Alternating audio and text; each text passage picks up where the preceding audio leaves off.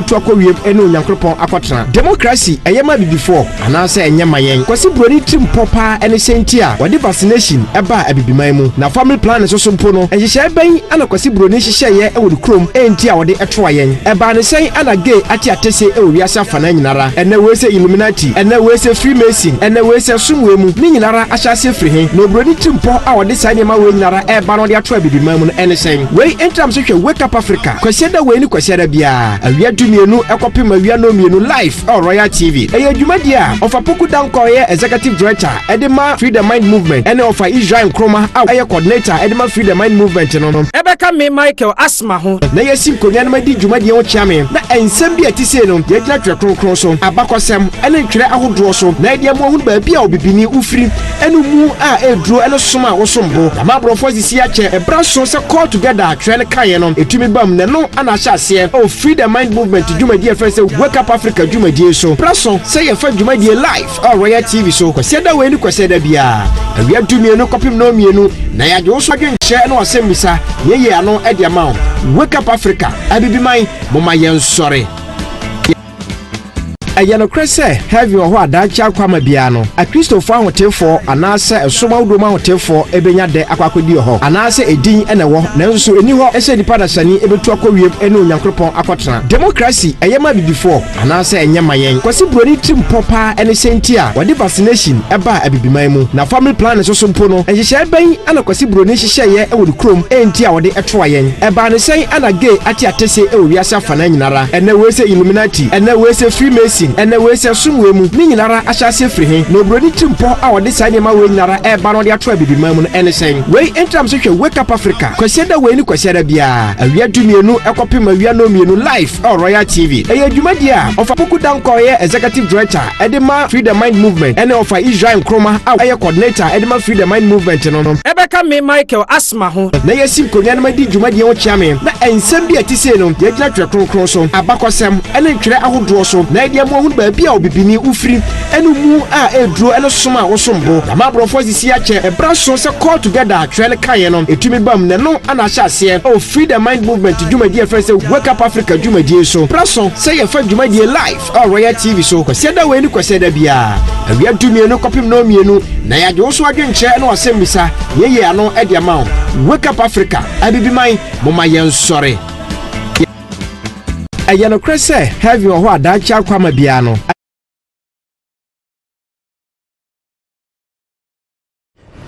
abisho me ma kwa babiem eba dwumedia se ne yina efe no wake up Africa no obade ebie kwan so ene ye kwasiada yese be hiem atoa yen komodie so se nim no edi kwasiade bia yede yen komodie etoa so na wake up Africa fo mpenifo eye krado se omama wenhu no kura ekoso obo ade tworo kronkron ene wiase niam a ekoso no ebra so se obefre wunua bi na unua bi so enya nka ana se wenya adagere no watumi atsenase na watumi ahwe program ni bi se de tie no na wotwe etwe mu no mpenifo se na nipa bia ye adwuma ye bre se etumi enhome na etumi nya ahonde foforo na ye bebetoa so ende se wo hu ya na wotwe etwe mu na ekire se honam no abre nti se ye dwen ahome na ye bebetoa so enne de wo hu ye no se de betoa wo so se na wo hwehwe no na ende ye kosia de ye nyina ye krado se ye pese ye tie dwumedie eye wofa Israel Nkroma wa ye krado saso na wofa ya poku dankwa so wa ye krado se ne tie no abodi na ye de ka asem nyina fa dwumedie ayi na wotwe miensa ye sim nyina no demonic spirit behind the spiritual revolution in the world today ene wo sam na ye bobo hu se ne be ya me ne ye beti ase eye gayism lesbianism de ekoso wiase ne honhom a etechire nti a ama ade wei etene hu bia ente ema nemafo a ya ban ya gye atum empo yekaka kura okwa amonfo fie kura eno ene ye adwuma ehye sumase ena na mpenifo so menya adagere abiebie mu akyerɛkyerɛ mu ahu se saa de we ye ekoso nya obo ade achiwade esanse unya ye bipe na wo de nome aka ho saa so na oman na ye wo mu no so ye sanso gitumu a na ye de nome aka oman no na mpo ni titire kura ya ne se so oman ni gitumu a endo ba bia ye due wa asase no bia so enye ye esanse nome asan aka asase no ena na mpenifo so menya adagere se omama wate ase sani be ya dwumedie no ubenya adagere no so watumi hu na wo hu mu yie na dan kwam bi wankwa ye yeraba emfiri oba ade na ase eno nti na Wake Up Africa edu kwesi de bi e bodu mienu pepepe na dwumadi no e hyase e 2 hours program se na be nya adagire no wetie mu yie na yetumi di amma wo se ne wo hwehwe na de make kan se wonya adagire etena se a obeti ase yie esan se enye topic ba kope topic bebre na ye bobu hu dwumadi so obetumi follow your life in social media handles abra ye kasa sisi an uko ye YouTube channel Wake Up Africa GH saso na uko Facebook Wake Up Africa GH obetumi also forward messages normal SMS ni WhatsApp aba na yetumi ni wadi nkomo ebi ni se obetumi text na wodi utimi po aba na se comment bi se efa ene dwumedie hu na osu ba ne akenkan ne fefefa mo enye ntokwa na mum de tie ne se ye ma wate ase se de wonte ase no na obisa ho kwehe na etumi nya adagire akirikiri mu normal obetumi di messages ana se WhatsApp messages afa so no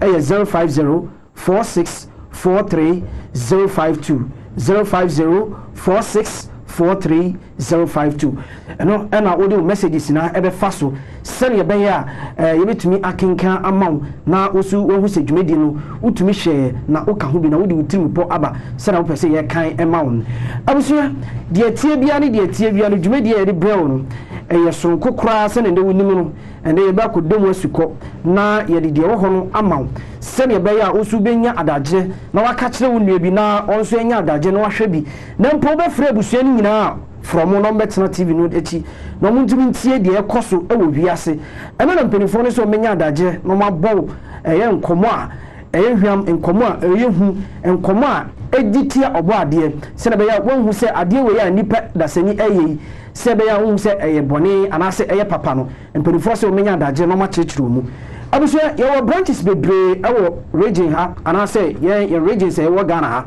oko Greater Accra say your branch wa oko Central region your branches so bebre emu bia no obetumi ahwe wo TV na ase wo se enormous no scroll wo TV na ase obetumi afro mu bia na wotumi afro mu na opese wo dwane ya na wa dwane ya na yetumi esua ade edomo suko ama yanyira wo wiase we mu abuso se de tia no ebre no aye bre empirifo so aye krado na se de wonnim no eba no saade a na me no wo de hwehwa ne se ebenya adagye ne nya nokre na ye de atoaso ne de edidi so no ofa Israel ewo ha mechia no na makọ ofa ya poku dan kwanchen na mechia no afedie na me de dwumedie no ahyase Israel me makọ aba joso apomu nkopon ne ahwefo ada wo manti ene mtumi se wani ma ye ma pa oh me wole dim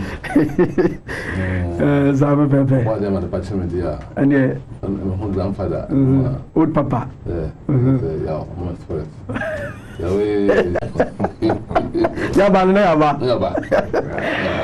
over Mike mo ko ba mejo so apomu boko bibi aboko die wow ha last week baby sade yenu masama na antine yamba biemu sana no mo bisana mso ye kwahu diem kakra nipa ye adwuma ye bre se o se ye kwahu diem ya ba no de ne ya ba sa ofa eguso a ye toa dwumedi su se na yenimi dada no ye the demonic spirit behind the spiritual revolution in the world today behind the sexual revolution behind the sexual revolution behind the world today no enkomo ena yegusu a yedi a eco break ema odi yefa ye story a oba wadane ne ho bema sa route no ekoso ema yehu se empo omo bus ene restaurant ni other places omo ko ekwa enjoy ema eba ne sa police for ko make attack ntokwa to see mu ma eno na ekoso the route no enko wiase no ma yete ase se sa de ekoso nyina no enye nde ne hyase ache pa yi na afense ye beti ase di nti a ade no ekosa ene honhom edi akire ne de edi enya ene de ekoti a obo ade eno nsem na wotwe minu etwe mu no na yedi hu komo sende ya bade a sene tie na no ana ye beto aso sene tie the same topic na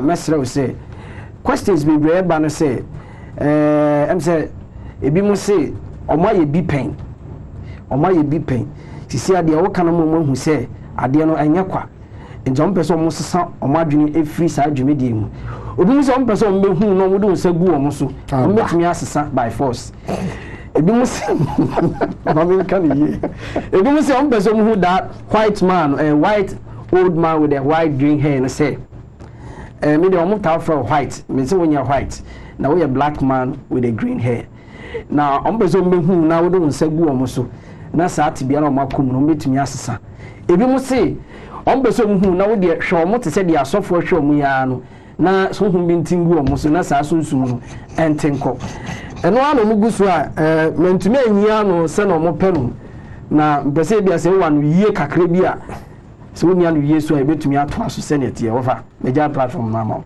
me dance mic ni di kan e be chia afefu gina yo na wasemo a wo kan die say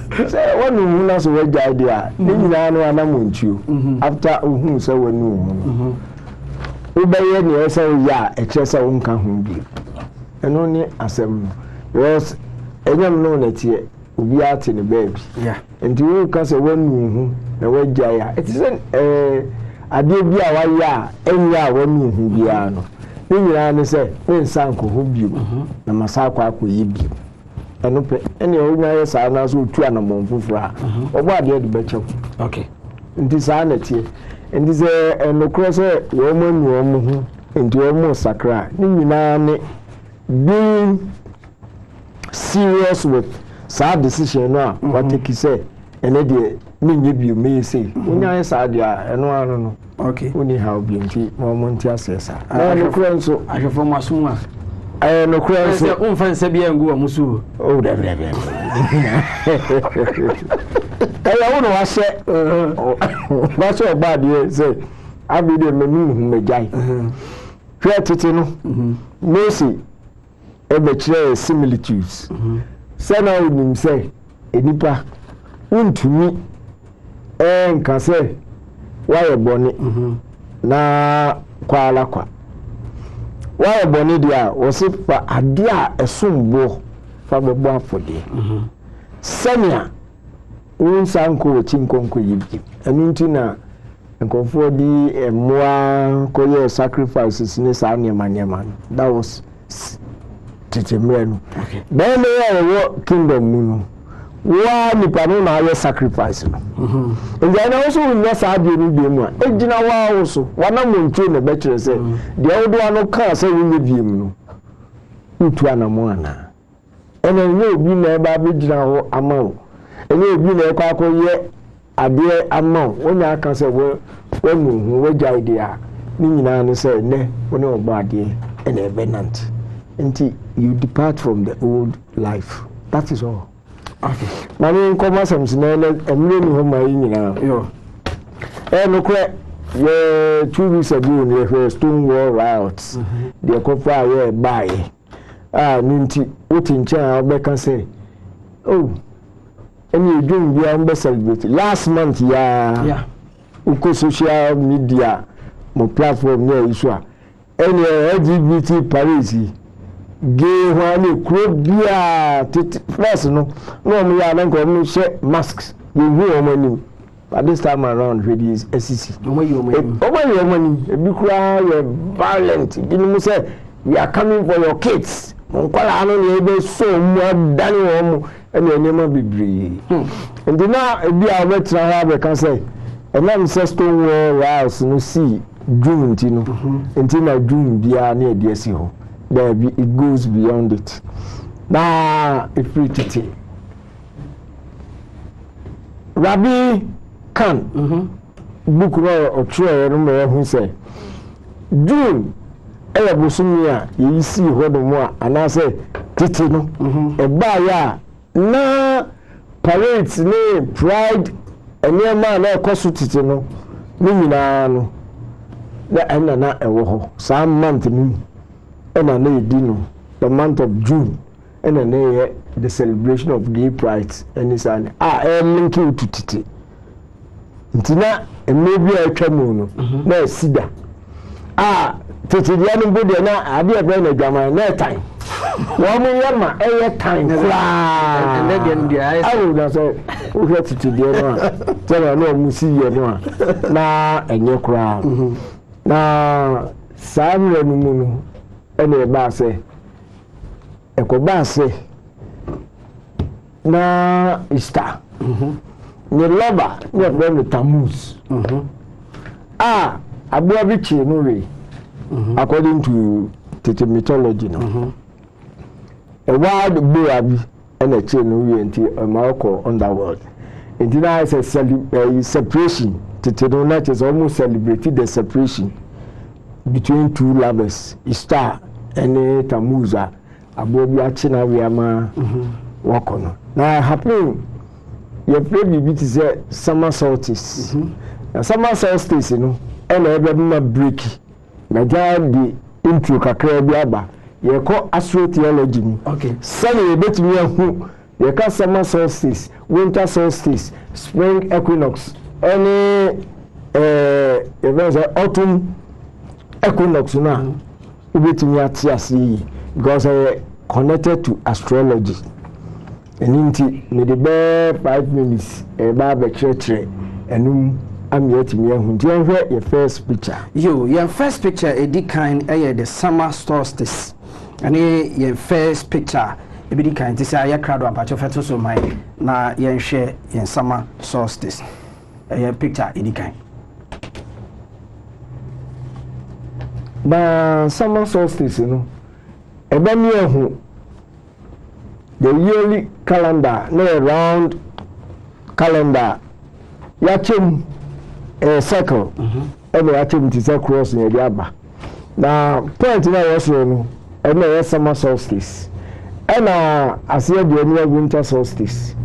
And I have horizontal line also across the left one near spring equinox. And right also way equinox. Now, according to a renowned researcher, Jordan Maxwell, also saw source are you round calendar are you no drama the 4 seasons are asasiso spring, summer, autumn, winter. Now sound the Gospels in the New Testament, you know, the influence of astrotheology. Every man say Gospels now are 5, are 6, are 3, and 4.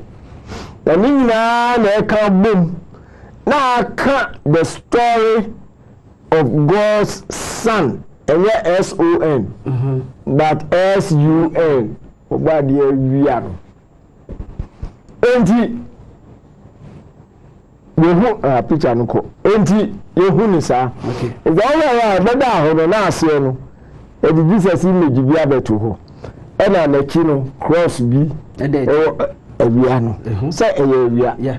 Aha. Asan bantu mo sa hu ni yi. Ana Edina sa calendar no represent the ancient sun gods and yeah exclusively Jesus. People, personalities, religious, pagan religious personalities before him, they all went according to this same calendar. Okay. And you know what to say? And the Cambodia to say Horus, Dionysus, Mitra, Krishna, any woman they were all sun gods. And they shared the same attributes. Yeah, we were on December 25th. And I only after 3 days, and I almost know about a year and in the movement. And you know, Leonardo da Vinci, renowned artist, Renaissance artist, your painting, the Last Supper. I can't watch some other. Then they heard the astrological aspect of it. In the second picture. The second picture, the Last Supper and the astrology. Astrotheology. The astrotheology, for me. The Last Supper and the astrotheology. And only in second picture, ye be she tisaya kradwa ma ye she. Ye ento aso. Eno ba metimi akasa ma. This aye crowd dia. Aye crowd dia betimi ababe ho. Na even in 3 parts, esro dia no art nankasa ekofo bebre obi wo mu fie the last supper and I heard second one how do I breaking it down into the 4 seasons in one you be can ho asem okay over pictures no every group be an nipa we mu ye enan okay so na over ewiase calendar no ya chem you see a be first quarter first quarter no the first 4 months you see second quarter no civil service for third quarter no almost mean baby free ni nyina no originated from astrology okay and this all the first group na ha no nipa na we mu no ye enan second group no ye enan and then no sun god na nkasa obega say business e no to ba no so ya tro sun sun sun eya o no to and the otoso no the other group no 4 sa enti you can't really say yes, you can say in my father's house there are many mansions, and if it were possible, I'll come and take you. You can about the same constellation, see 12 houses in the zodiac constellation, you know, and one seven and that ye can't tell astrology, and yet the power church mutual. And you know, disciples 12, no, Jesus in one and they will be, Mitrans will be, just all others will be our. I am very young, we move from one quarter to another to or sasra woman and I say a real movement, you know. And start to say now could we say it is spring, summertime, no spring in blue summer moon. Now we are starting a journey into the north southern hemisphere. Into the crank, and December no we are do the lowest point in the sky. Nti into one who can say oh we are not we move for 3 days until the 25th December no aba 1 degree up no starting the journey no back need we could do spring na ye could di ye summer until spring the home no and ye 3 days death no ye ko 17 ho na Easter no saa na ma na omu ni nyina no ekoko pie okay enti wenti ene adi nya summer solstice, winter solstice, spring equinox ene de ke kan ho enti na Jonathan Kahn explanation no dey Miami hu senya ancient times no ye ba ye no enti no bo ano che Tamu school no separation by no. Now Easter so here, esu morning weeping,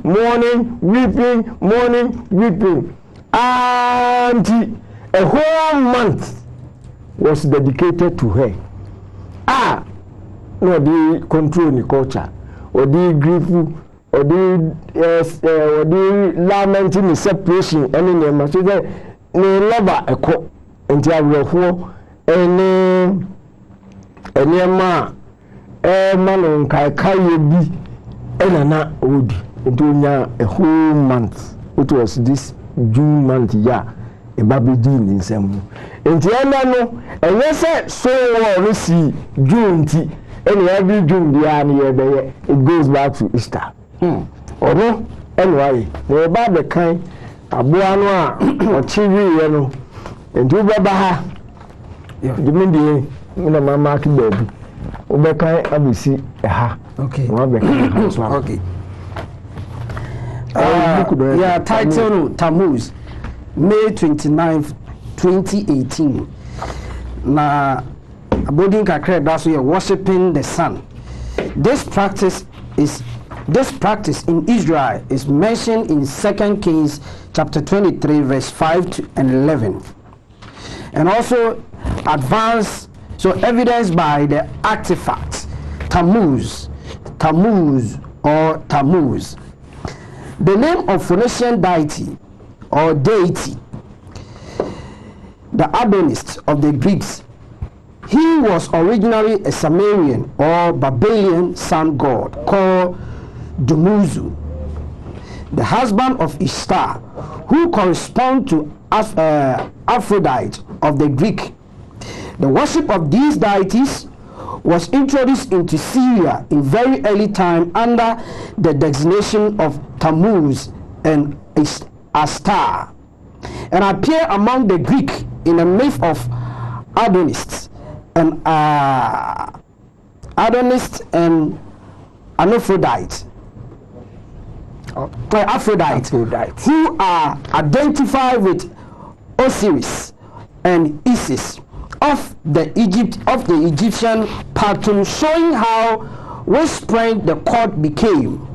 The Babylonian myth represents the Dumuzi or the Tammuz as a beautiful shepherd slayed by a wild boar.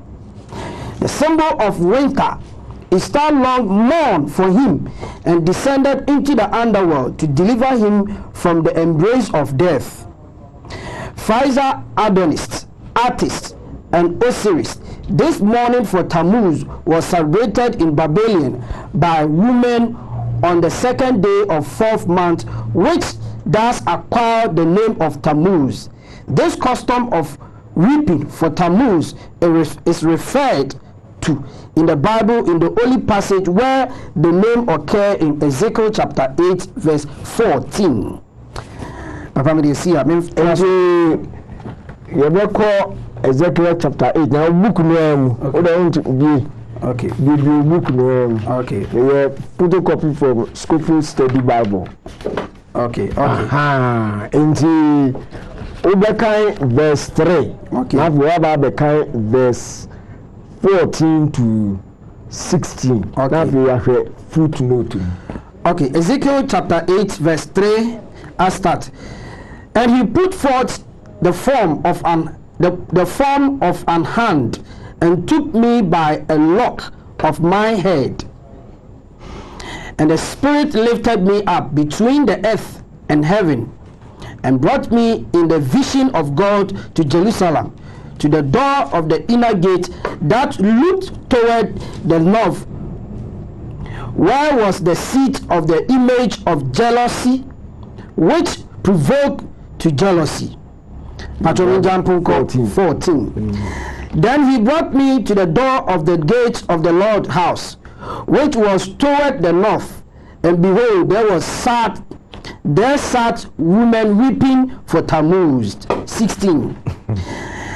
And he brought me into the inner court of the Lord's house, and beheld at the door of the temple of the Lord, between the porch and the altar, were about 25 men with their backs toward the temple of the Lord, and their faces.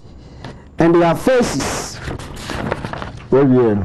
The woman said in ancient times, you know, such celebration, the Tammuz, a call underworld, a man is star. Odi awo odi a whole month and no dey more no we so near nyina eninti esama Tammuz saba back into life yeah eno na eja hama winter bibia say na yasaba spring na life ni bibia asaba na ancient times emra Israel dan na chima ogbo abie no the same thing eno omuye my Israel for crowd be start celebrity or do sa pagan festival ni to e ma do sa season no a e ma ekotra ba bi osuma Tammuz se na Ishtar oh yeah initially no se ni love and everything sa into we dia we osu man to man no hu ni nyina no Israel for my ekoye. And the Okenka exactly who we na in the vision.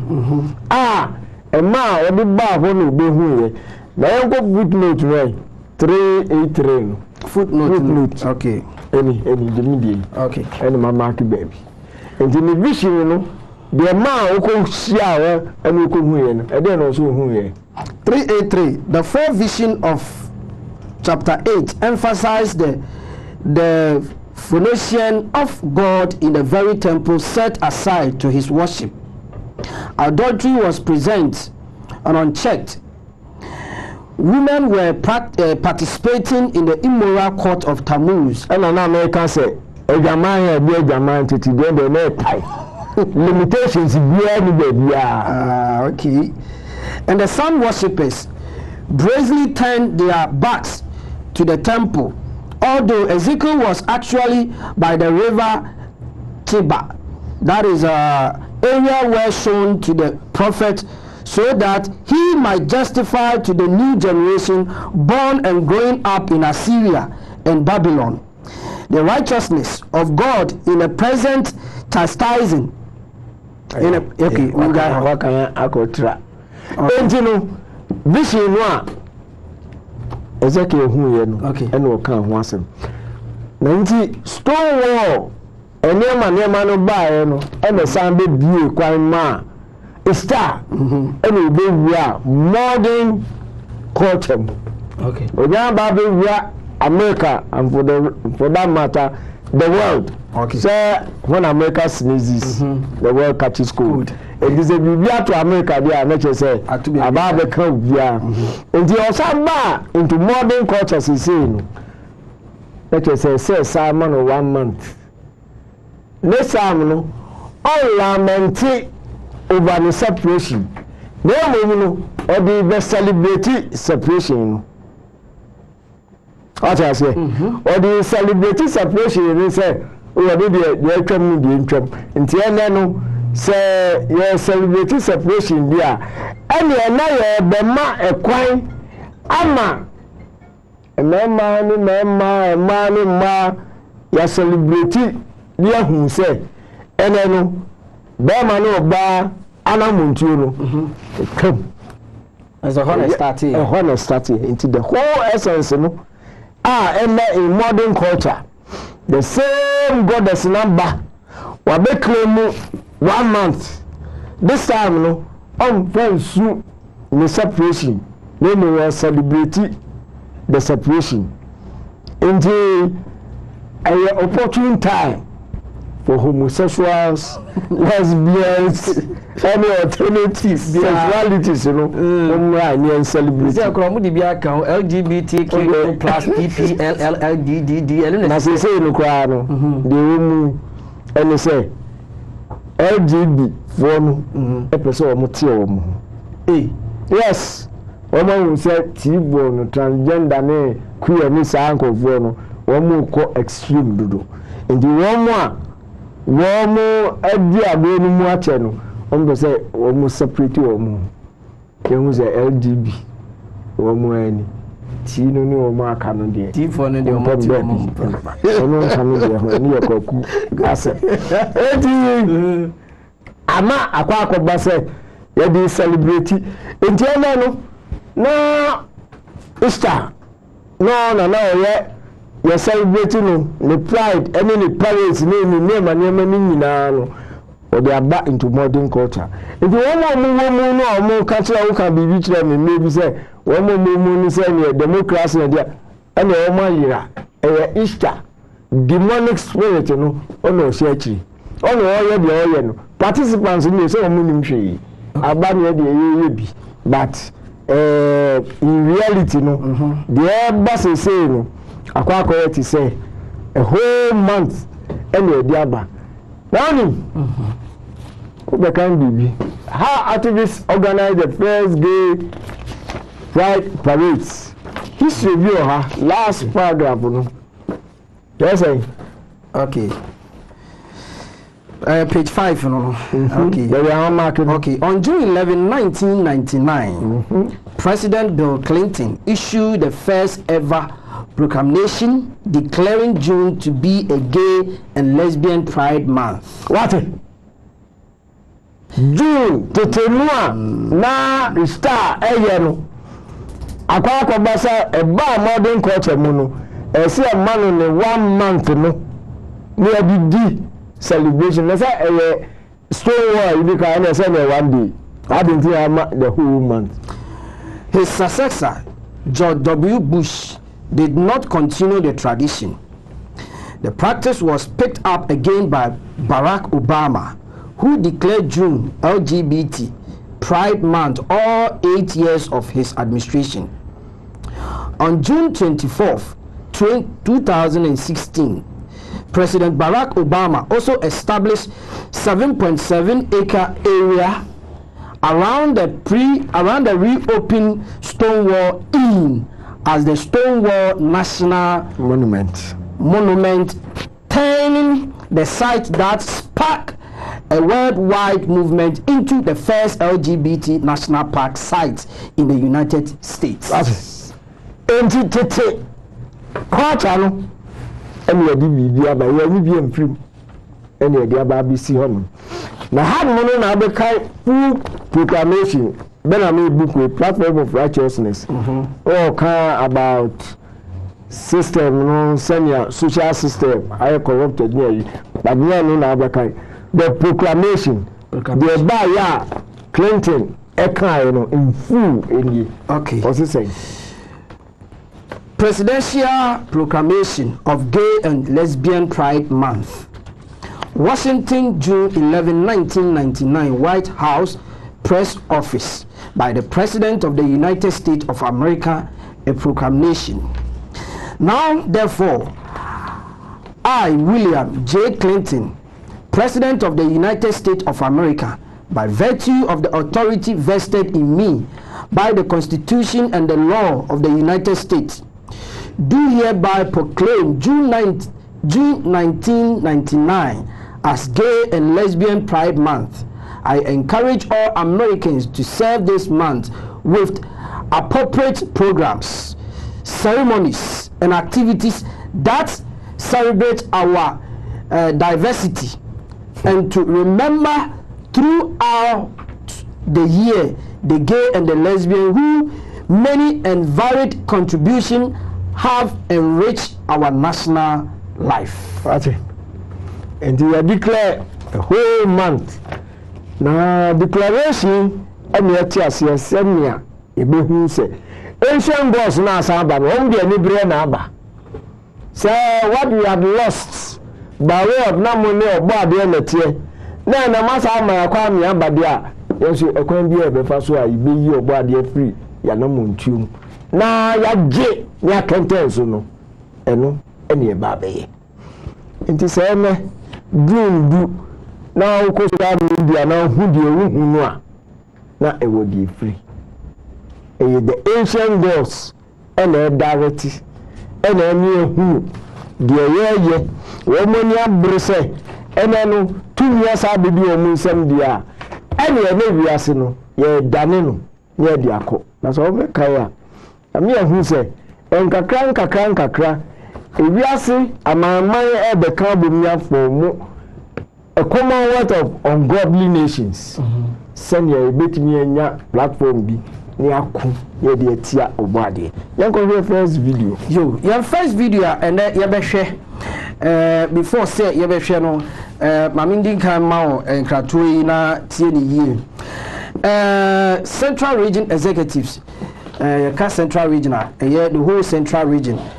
Meeting be koso executives nina ebe meeting Mankesim on the 15th of July 2023 ya ebrano a meeting ebe koso no anapa 10 a.m. sharp na meeting no ashase kai say meeting no all the members no na executives no nkoa na omokwa koshim Mankesim na omaye sa meeting no na ebrano 15th of July 2023 and time no anapa 10 a.m. na ashase.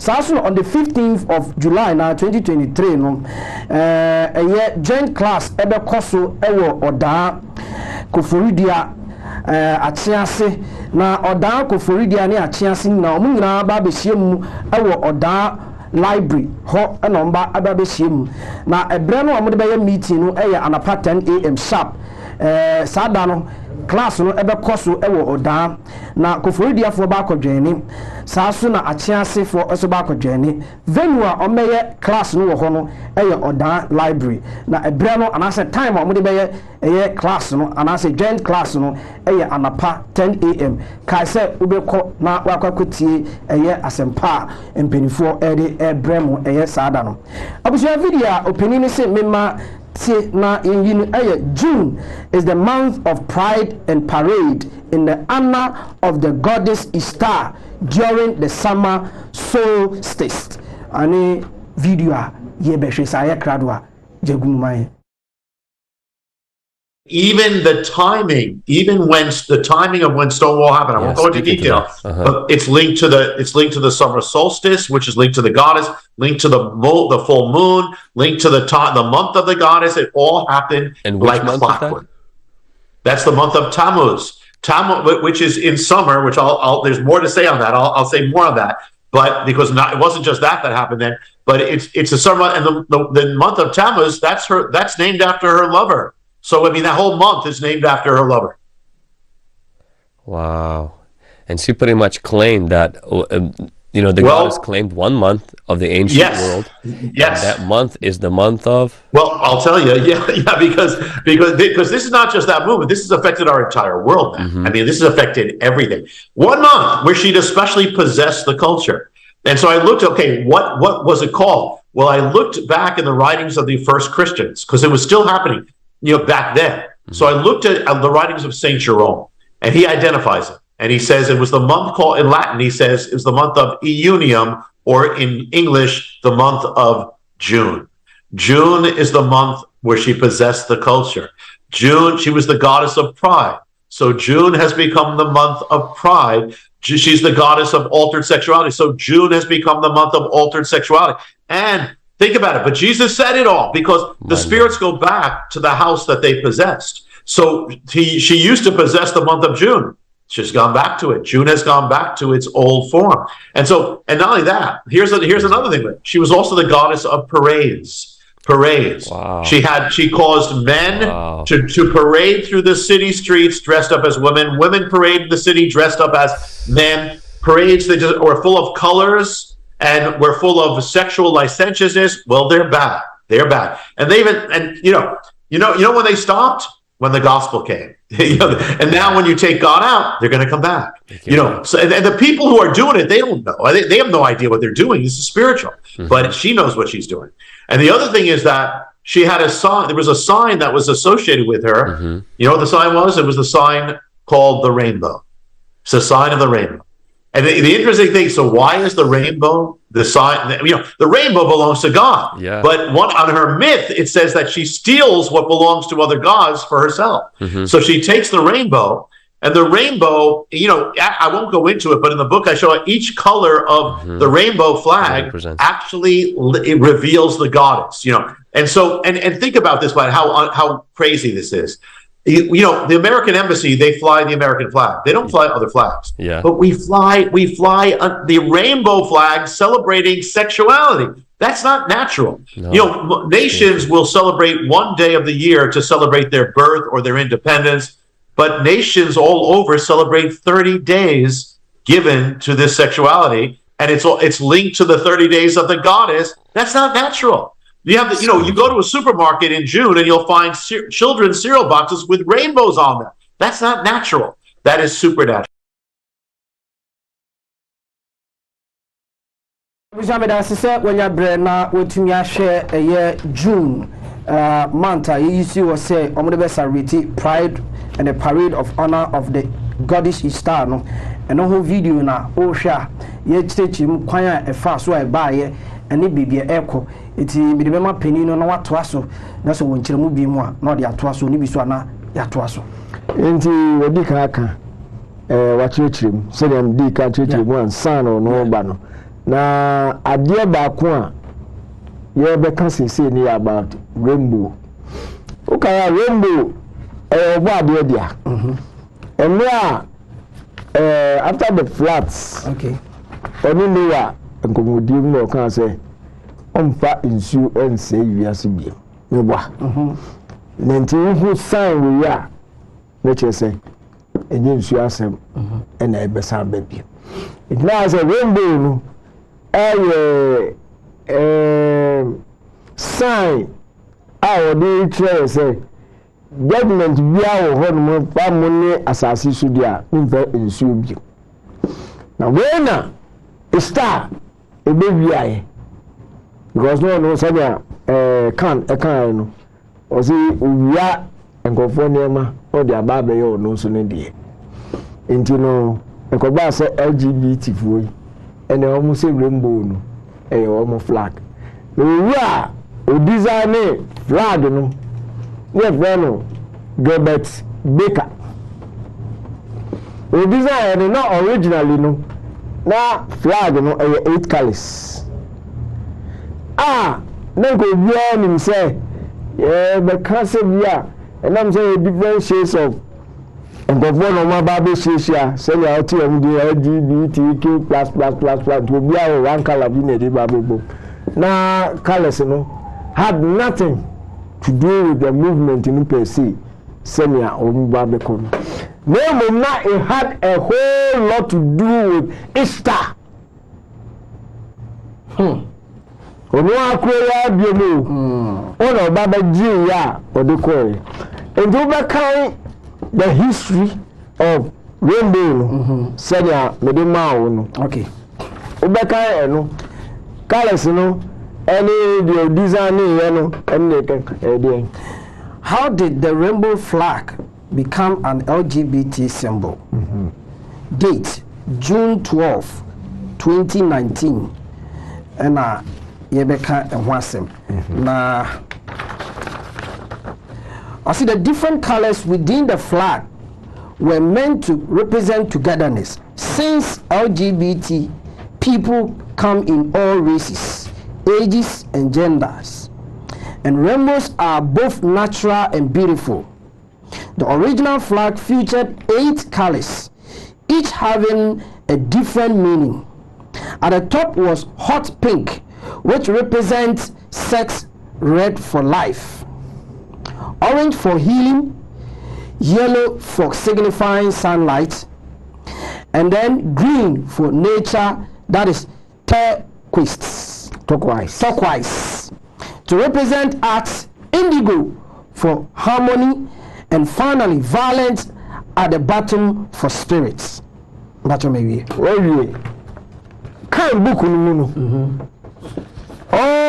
the colors, representation, and may abbreviate in my own kind.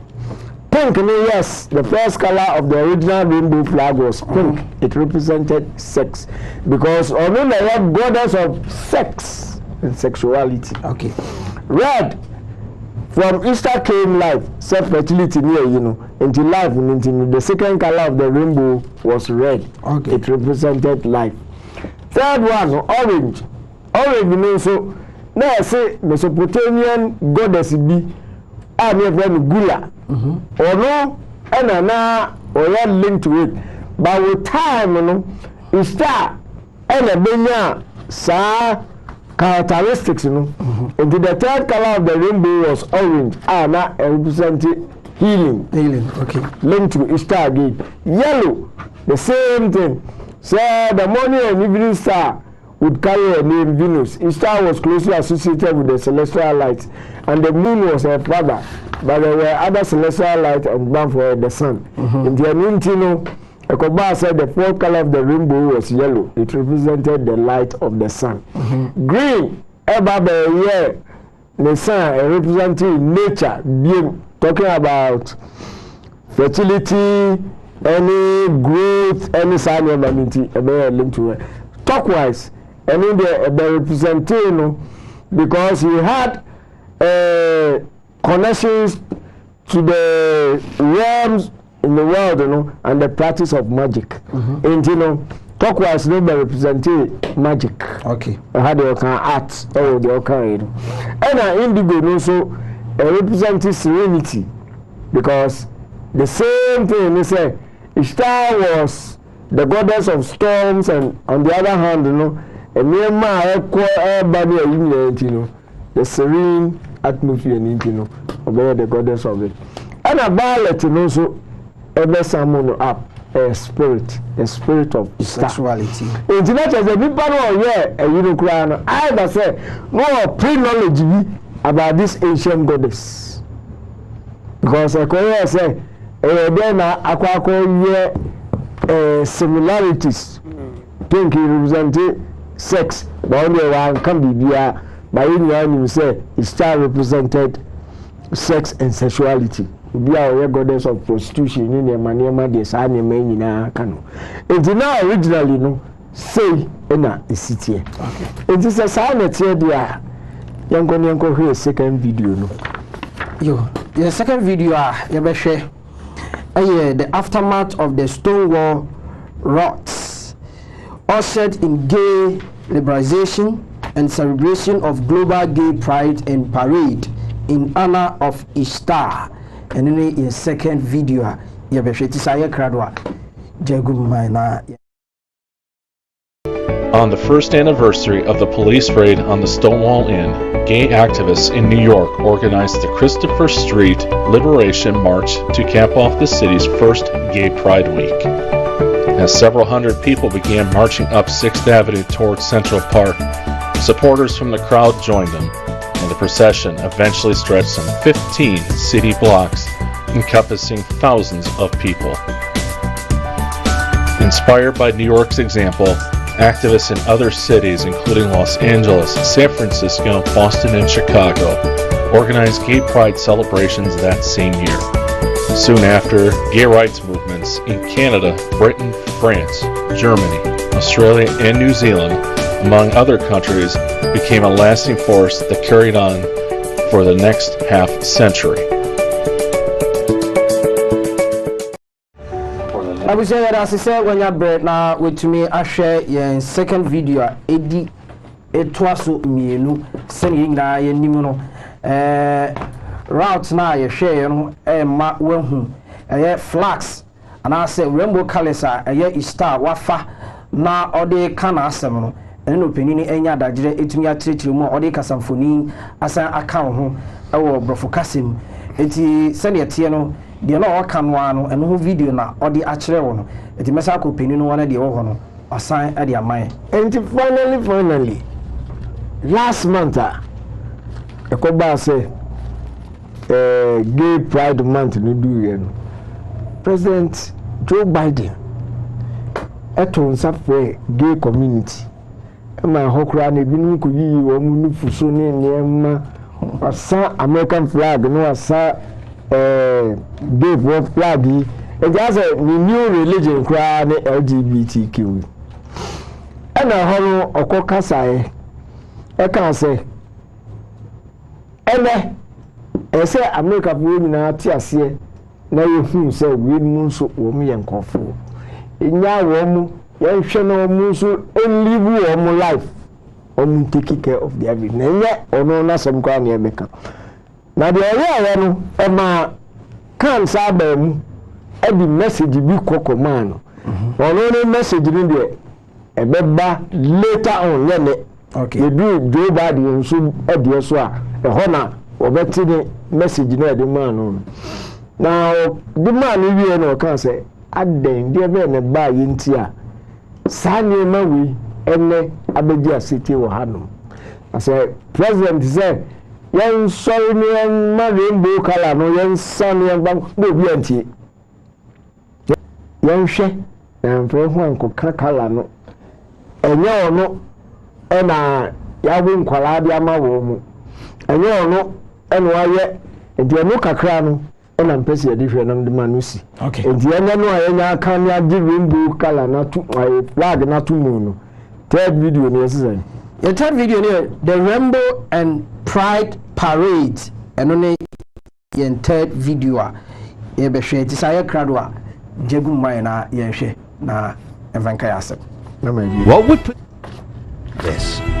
this goes to the mystery behind Pride Month. When a nation turns away from God and drives his spirit out of its culture, its house will not stay empty. Other spirits will come in and will possess it and transform it. When I wrote The Return of the Gods, I identified those spirits, ancient spirits that are now at work possessing and transforming America. One is called the Enchantress. In her ancient Mesopotamian inscriptions, it is written that she turns men into women and women into men. Her priesthood were called the Asinu. They were men who walked around her temples dressed up as women, and to whom parents brought their children to see them perform dance. This goddess, who altered sexuality and gender, was linked to the sign of the rainbow. There's a dark secret to the rainbow that I reveal in the book that would cause anybody to have second thoughts about waving it or hanging it on the White House. Now, the rainbow does not belong to man or to any movement or to any sin. The rainbow belongs to God. But the goddess was actually known in her writings for stealing that which belonged to other gods. So for the White House or anyone to use the rainbow of God against the will and ways and purposes of God is a most dangerous thing. And do you want to know the mystery of Pride Month? There was one month of the year that the spirit of the goddess especially possessed the culture, the ancient month of Tammuz. In The Return of the Gods, I quote the ancient writer Saint Jerome, identifying the month of these celebrations as the month of, in Latin, Iunium, or in modern English, it was the month of June. And she was known as the goddess of pride, so the month of Pride, Pride Month. And she was the goddess of parades, in which she caused men dressed as women and women as men to parade through the city streets. You see, when you turn away from God, this is what happens. Jesus warned of it. Your house will become repossessed by the spirits that were cast out, and so it has. It's either God or this. For those of you who are into these lifestyles, you are loved by God, and He's calling you back. And because of His love, He speaks, and we must speak the truth and stand against the darkness that would destroy you. And for those of you who are parents, your children are a gift from God. God entrusted them to you, not to the school system, not to Disney, not to children's programming or YouTube or TikTok, not to the state, and not to the president. Guard them against the agenda that is seeking to possess and destroy them. And as for the rest, the president has called you to wave the flag that wars against God, to become an enemy of God. Do not listen to him.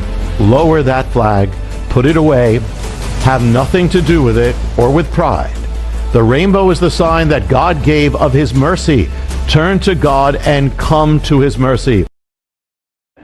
Abuzaya sise wotumi ahwe Jonathan Khan ne kasamfonia ode brewo eye ya tudin say the rainbow and the pride parade send city e course so American president ojitu mu say sa flag no omode meje eye American flag send eye kono ne eba Ghana hakura kakresi Omampani bi abedi ekiri bi baaye no ye Flagstaff house woni ye hu saa sembu ni bi na atwema adwene akoso se saa rainbow no na nye enkofo ne dia na mu obo ade rainbow na omatwe de twe amanfo bata omo nyama eye bone se ne opani ni ka no me nka bebiri ono ade nka no besoso na ye kono na yakọ papa yo midase de manu asi efi say emne bi ho mai nyina wakunso ayi kradwa obebem na otwe se ne more fire papa ka more fire de anya more fire power abusia se ne tia no penia kasa ene okasa ye no wama ye hu bebia ene ya desua no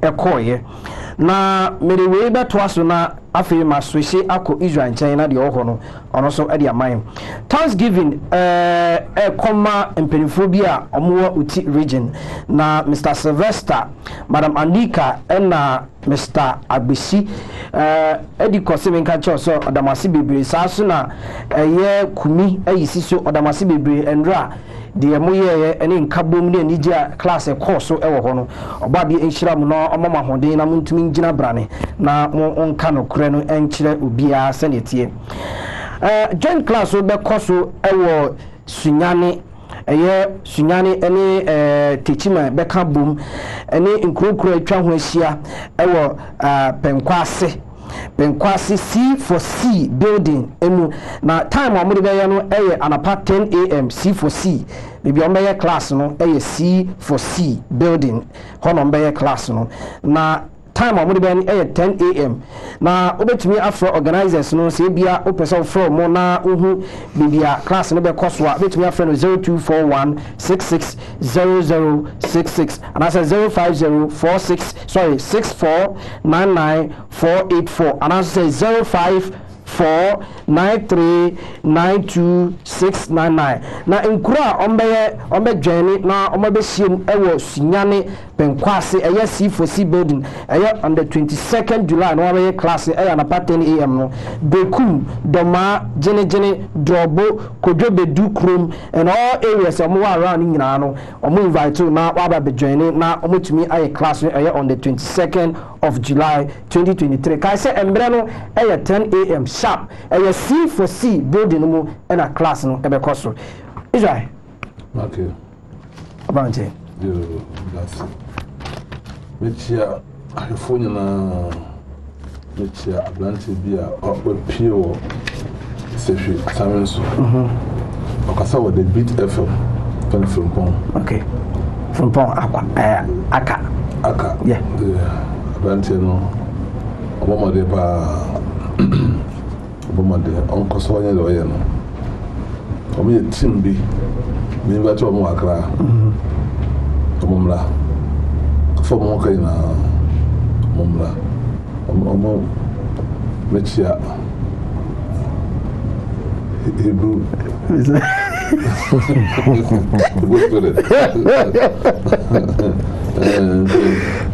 omo me ya ihia wo mo ya dia enipa ya dia asayi yeah omo si enam we sum asa wo ho no ebra du say nipa eboboa Israel for no amanya nkopon wo ha wi asense ko no Michael enkoyi wi asense ko enkoyi nti tamadu fana regathering obi bie no say ebebedu a eboboa Israel for no okay ele mo amanya nkopon tamale wo mu si ano who so be Israel near as or Hebrew near and found say on Kenya home no Hebrew near you are welcome okay it also starting on social media with a conscious message you are all welcome okay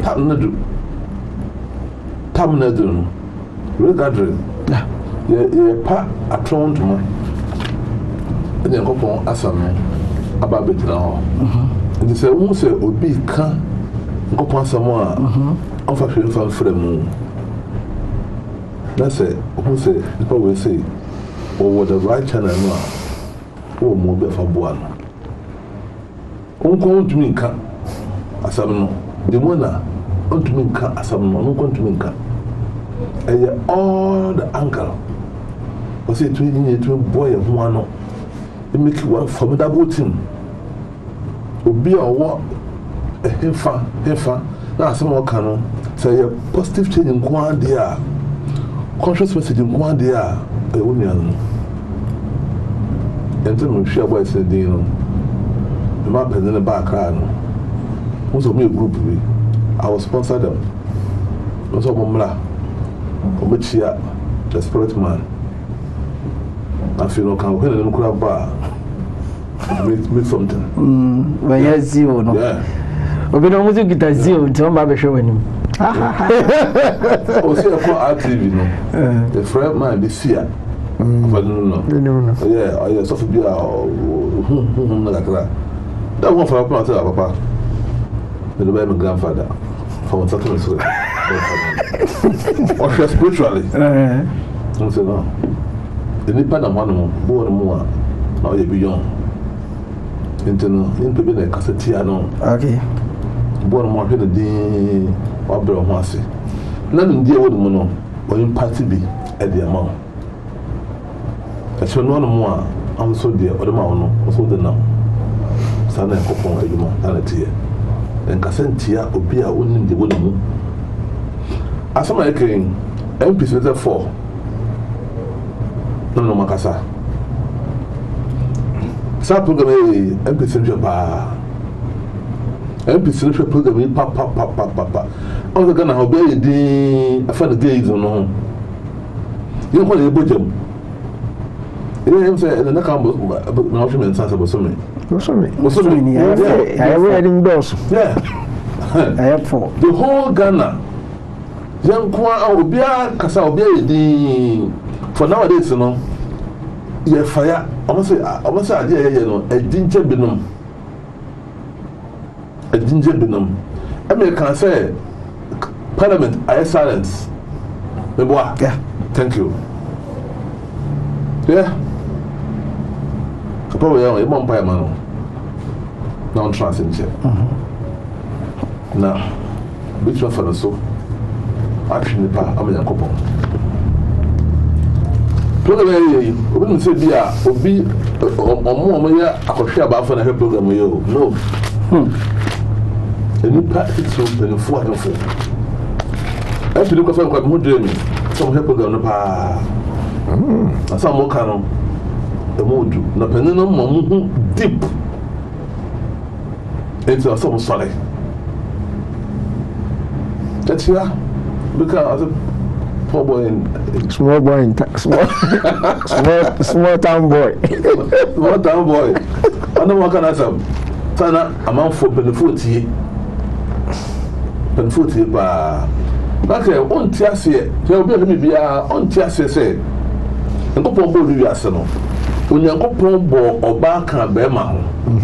Say how I say if. What can no Adam home. No mawu, no masiado. What's I say so? Abraham Wale, Moses Wale, Solomon Wale, David Wale. I want to try Mary, Nukunu, Joseph, Wale. Obia, I feel there, and if I saw the buy, I feel there. American force, I was say, Obia, that doesn't make sense. I do say, I am going to be an old Bible fee, a Bible, and a Quran, and a Kasafa. I deal with say, so you hope on dear. It goes against the laws of Yah. Actually, dear. Nase me, no allow Makela, but then it's been in your back. That's it. I'm chat and go point one so. Race, you know, I won't touch a son. I'm trust a shot.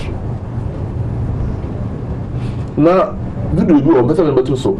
I time. Bonnie was so far. Also, come, sir. And a neighbor, son. I put here. And they are Nicola. Oh, look who I am. Come Nicola. It's oh, India. Kufana Baya, Kramai, and Woe. Nukuria Kramai, Tofundaka. We'll see the Kuno. Well, would you say more? I said, a million in the power. Some now will say, almost all said before, you did a whole gym. It doesn't make sense. We will say, the corridor, our cotor, no, no, down. Oh, won't you say? I didn't hear by force one or mine be a baby. One be a young wow. Emma, I saw phone pen full beam in Kagana Hanomo, Ghana phone so more about Chileno. It was so I did that two more, my pass I bet almost only ditch. As a for a shishra, a boa Bema, Bema or a boa. But Oba or what a boa. Now, suffer no shishra so at my woman. The go pass a move. I will see. Obia didn't want to say. And your father said, as who will be a dear chira. I'm not doubting, me not change it. Because what I have one more will be framing or say, and I saw my pen in the canon. None womb. Now, your friends, I'm on the Sika, and I am at university. But she said, who said, I'm what? I saw my company here. Okuno. Yeah, Okuno. Now, our program, so we do the share, say, our program will be. I shall say, M1 until no, but so jay. What's the fine? What's my jay? A wow, a giant in the hole, a wow. I don't know, we must say a woman now or find some. And then side the good muscle. On your side. Ebi fira me. First now we do matampa. So at the deal I come from. What we say you make sense. Asoma for yama you so ya le na wo chiro yama ho. Yama ho. Eno pa omo asakra no. Ya le na de ba no. Of yama ho so say next week we have be. I say more fire. Yes. And a political party almost I do say bad, nothing no we so I do say I promote to know. Why do you? Political party more bad. No, how do you promote to say? Oh, worldwide. Okay. Na koso. Enti no, the Yakopon can any idea, Ejina. Just so me say, so be a di grandpa here in Ejekom. It's say, young cash grandpa no, ABC DM. Genetically modified food. Kaisa was almost saying, what could you say? Yes. Obi a ye kanya.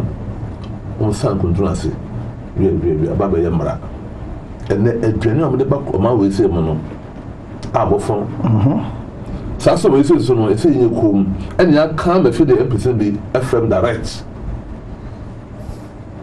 obi say enya nka pope on sanse senya nka holy father on sanse what an influence to me if you come to Jerusalem ngopo kuro kwa no amaso mo hono mo de wafa dara mam sabi de mate na mo fon hwe o mo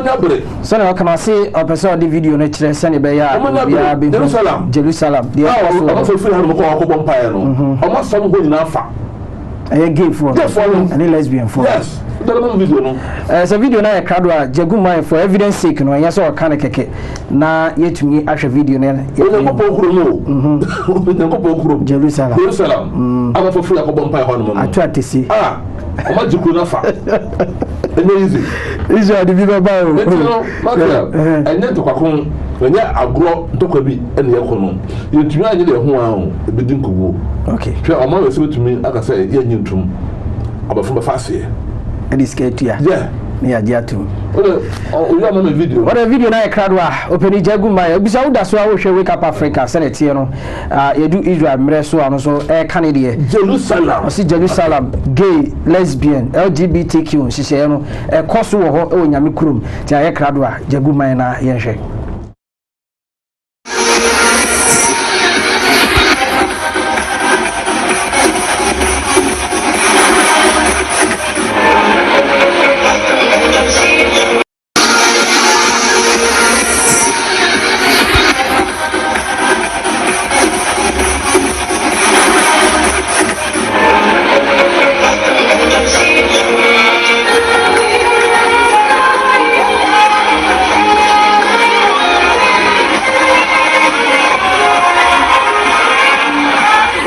Everyone from all over the world to come and celebrate with us in Tel Aviv this year, next year. It is the best. Come to Tel Aviv! Wow!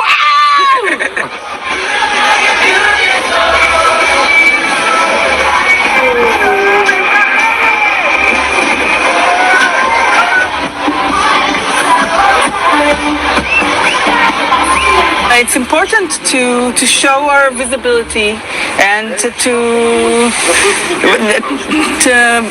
make everyone know that it's normal, and to celebrate all the achievements that gays in Tel Aviv and in Israel achieved until now.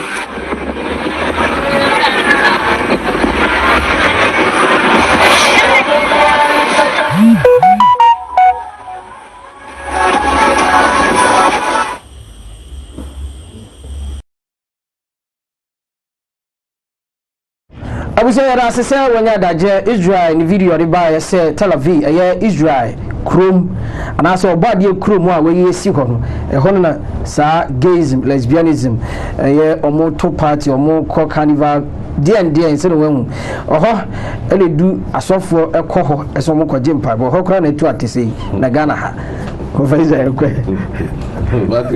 anything na okono they say any bomb there were unknown information the kasa ebitie until ama encourage me say enko so an kasa na ebimutumi frɛ sɛ o confession there bisa boy ba ko se fa free se nti ono ya ba na so ya be ma because me tin kasa na asa kasa sele e ma say some pachon sorry oba sir yeah okay yes but it's some program we see it's some ebiba na bisa na say no to Malaysia o say o kofodua it's okay do back da be also na siko back na oba mpanimfo ho ono oba ntino supply mpanimfo na omanska nyono na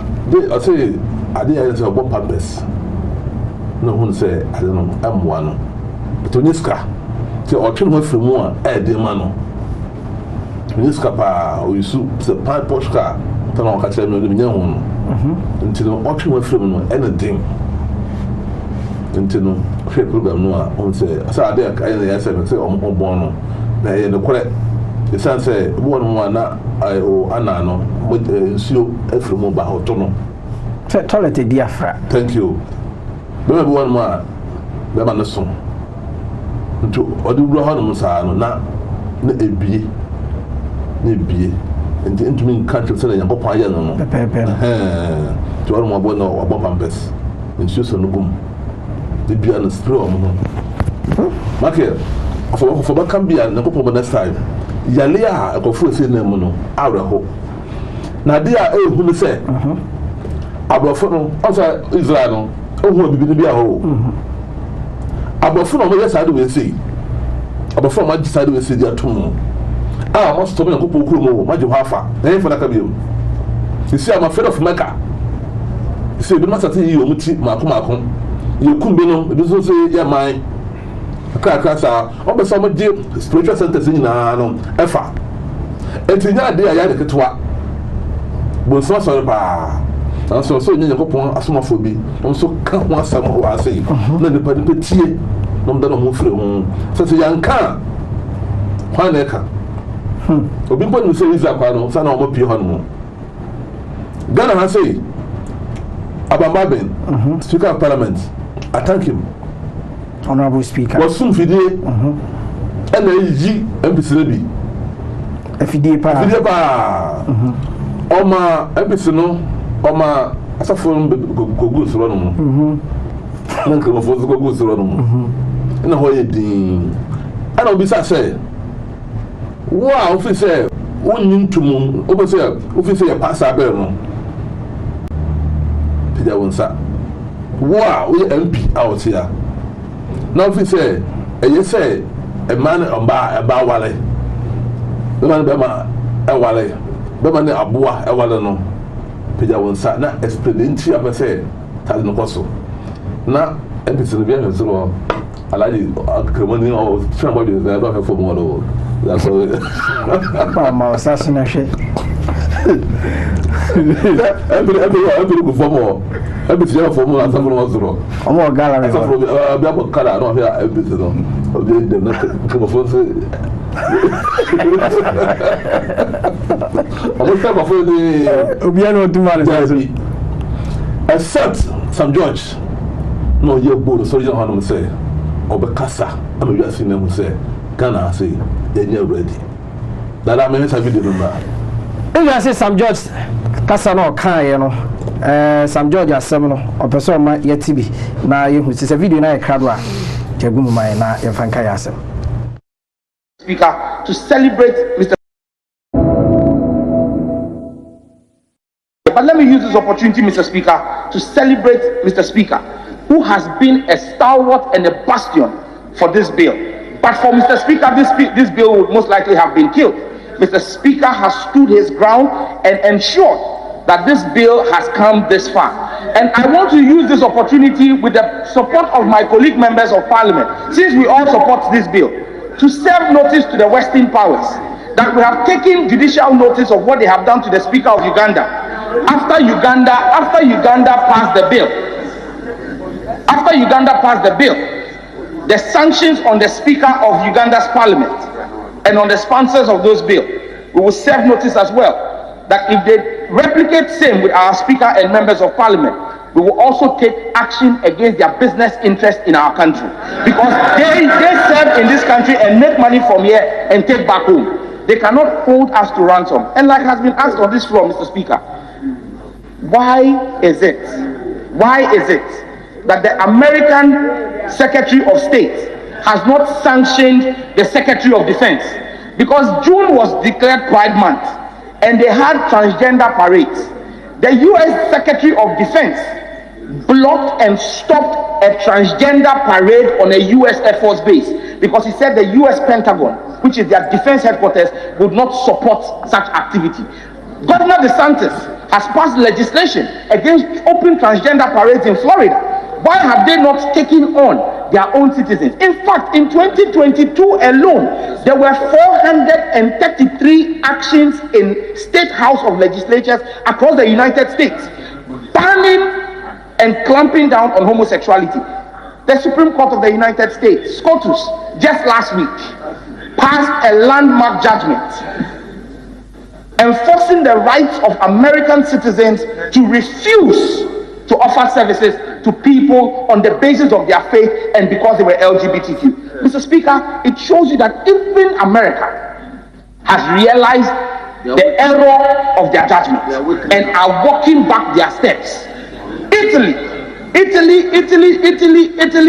in June designated June also as Family Protection Month to counter the Pride Month. Maybe that's something Ghana should begin to consider, that we make June a Family Values Month to celebrate the Ghanaian family value. But Mr. Speaker, in wrapping up, Mr. Speaker, I just want to state that the dangers of homosexuality are grave. Persons who are homosexuals or transgenders, per statistics from the CDC, have at least 6 times higher rates of obesity, substance abuse, and suicidal thoughts than heterosexual people. This has a consequence for our health bill as a country and public health, and we cannot turn a blind eye to this. I want to thank every member of this house who has supported this journey so far, especially the committee as well, in bringing us this far. Mr. Speaker, this bill will be passed to the glory of God. Mr. Speaker, this bill that they say the God we serve is a God of love. Yes, he's a God of love, but he's a God of justice. He gives forgiveness. He gives mercy to those who repent of their sins. He doesn't give mercy to those who stay in their sins. We are willing and ready to offer support to anyone who wants support. But Mr. Speaker, the Old Testament and the New Testament are replete with Bible scripture. I cannot end without quoting the Bible. Mr. Speaker, the Bible is clear. In Leviticus 18:22, it says, do not practice homosexuality. Having sex with another man as with a woman, it is a detestable sin. And for those who say that we are living under the dispensation of grace, the Bible says in 1 Corinthians 6:9-10, don't you realize that those who do wrong will not inherit the kingdom of God? Don't fool yourself. Those who indulge in sexual sin, or who worship idols, or commit adultery, or are male prostitutes, or practice homosexuality, or are thieves or greedy people or drunkards, or abusive or cheap people, none of this will inherit the kingdom of God. This is the word of the Lord. Thanks be to God. It's the word of the Lord.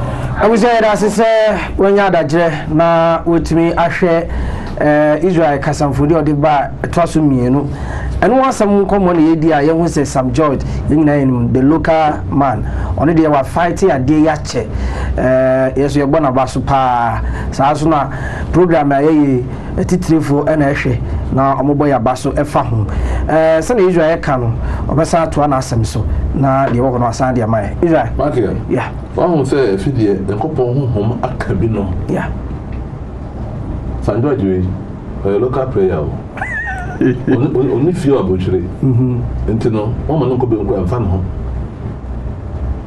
o mo few abochire no o mo to am ko skro o mo babla no mo na maka wono atum to wutie ya ababa be kan say on traffic na fi na do say nkoso enti be no o mo be pass no mo no o the club ba for there say Uganda Speaker of Parliament of Uganda no ama sanction no obi wu America ontumi nkọ enkofa biem so ya japade aka Ghana American High Commission wa say no oba oka bi na tie American High Commission ambassador mboa American ambassador o Ghana say no oka bi na areho say economy so you are primary the better operation feed yourself yes because you may go some anything you may avoid some anything as some American plan I am a silk care but I kind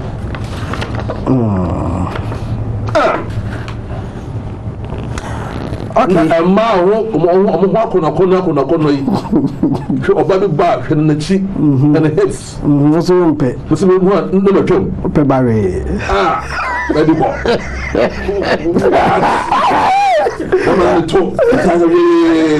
na me ire abna atada abna Africa mama na me hu anu me twem I don't want to find a madness. A madness. And today I say, they don't go for Boba. I don't mind Bema. This is the question. Let's say, oh, bad, dear Boba, I don't mind Bema. Say, you're into Nanyamara. If I were to schools, nothing, and call I then some arguing. Brony, Tino Mamika. Anti-gay bill, Ghanaian MPs must respect people's rights. U.S. Ambassador. The United States Ambassador to Ghana, Virginia Palmer, has advised Ghanaians and their representative in Parliament to respect international obligations and domestic laws which center on the need to protect the rights of all persons. International obligations and domestic laws. I say respect international obligations and not God. I say international obligations no I'm American no got information be obligation being irrespective of their sexual orientation. The Parliament of Ghana is currently considering the promotion of proper human sexual rights and Ghanaian Family Values 2021, which will, amongst other things, prohibit the advocacy of same-sex or homosexual practices in the country. International organizations have raised concern that the bill could infringe on the rights of the LGBTQ+ persons who are majority group in the country. In spite of these concerns, Speaker of Parliament Alban Babin has indicated that the Sexual Rights and Human Values Bill that is being handled by the committee will definitely be passed before the next election. Thank you. Thank you. That bill will go through his strength. Good. The American Abegu. Oba baako pɛ a woyɛ American fo nyinaa ɔdɔ American fo nyinaa na ɔgana ase wotumi ka kyerɛ sɛ international obligation and for obo for international obligations abra yi oba de na oba de wɔyɛ fa Michael international obligations no ebi ni okay abɔfo no yɛ smart sɛ ɔmɛde human rights no baayɛ no human rights no I'm saying Ghana for the anti-antem. Yeah. You know a pa na abɔfo no abɔ na ɛwɔ akyire nti de nsa akɔhyɛ aseɛ. Right? Good. Omate titi ekuo bi e wiase. De nsa akɔhyɛ aseɛ. 1. The free ekuo bi UDHR. Universal Declaration of Human Rights. De nsa akɔhyɛ aseɛ. 2. The African Charter on the Human People's Rights. Yeah, right. De nsa akɔhyɛ aseɛ. 3. Protocol to the African Charter on the human and people's right on the right of women in Africa. Maputo Protocol. Then say akoshase. Make edoso. Entino, the time America say, you respect international human rights, international obligations, no. Now on kind of. So no sign, we don't sign contract to be a abandon. You are obliged. Yes. To buy by it. Aha. I don't know MPC no. I no. Aha. No MPC no. O my di no. It sounds like o my Ghana no. It dey sakwe share. E ko bi ase a. Abɛn the concept na say. Ah, achichire yen.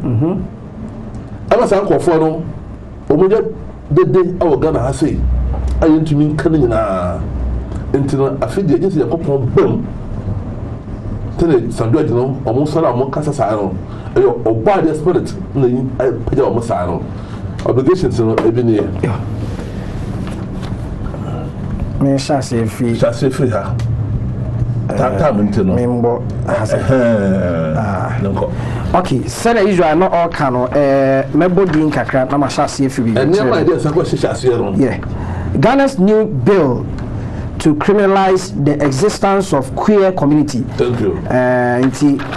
Maybe your kind say main kind of Ghana's international obligations. Ghana, as a member of the United Nations and African Union, is a signatory to many regional and international instruments, obliging it to protect queer rights such as equality, non-discrimination, privacy, protection from torture, which inter alia include 1.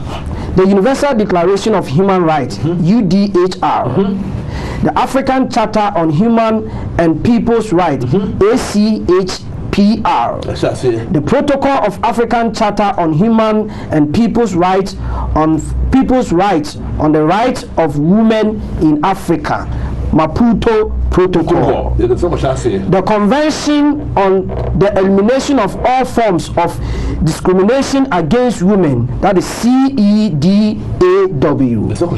the International Convent on Civil and Political Rights, ICCPR, and International Convent on Economic, Social and Cultural Rights, ICESCR. Regionally, the ACHPR Revolution 275 urged African states to take concrete action to prevent violence and discrimination permits on people's legitimate or perceived gender identity and sexual orientation. Furthermore, Ghana is obligated by the notion of the Pacta. Pacta Sant. Ghana for Pacta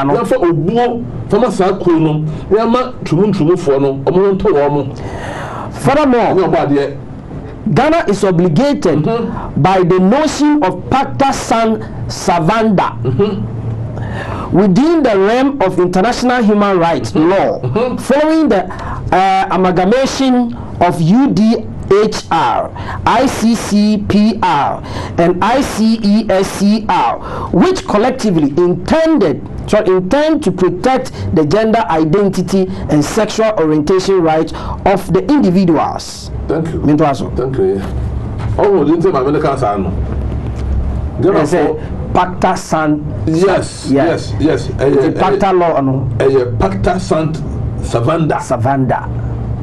Say so. Na Ghana for the South Shasi in zero again. Hey, so many. Pacta Sant Savanda. The music. Because to be a fan right, you know. When you are there, America, ambassador, no, but do not saw the casa.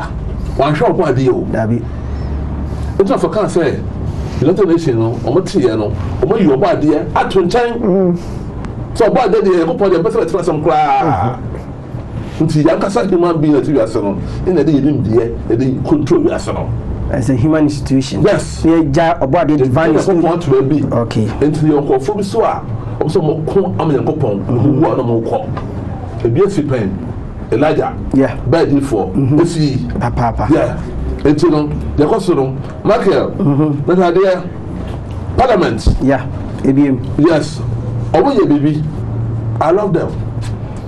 Oh, my can say LGBT queer plus plus no just say e bi ka ho say bi kika ti nya komo mo say e nya get to be a after plus no e bi be ka ho eba ento ma hu de eba no no mo de aka ho ye hwe eye LGBTQIAAP obi ti fi de ma se no enye LGBTQ ye no ze bi ala ka LGBTQIAAP ne ene e ba last week ya and of information no bra papa yankwe what is LGBTQIAAP? Say abobe deal. Say deal. Yeah, we September and I'm in Jahon. Okay, my escape here. My date, you know, who are not say. Okay. Okay, so 9th, we on the 9th of June 2018. And I will see September 6, 2018. That is dating, you know, and I can't say no. I see the meaning of LGBTQIAAP can be tricky to keep up with. Here is a simple guide to all the main sexual and gender identity acronyms. Good. Advertisements. Since the term LGBT was coined in the late 1980s, public understanding of sexual and gender identity has progressed significantly. Here is a breakdown of all the letters. Lesbian, a woman who is attracted only to other women. I feel like LGBTQ.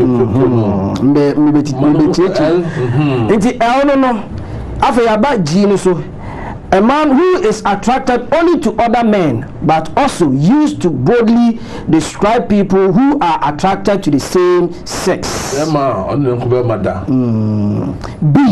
Bisexual. Anyone who is attracted to more than one sex or gender. T. Transgender. T.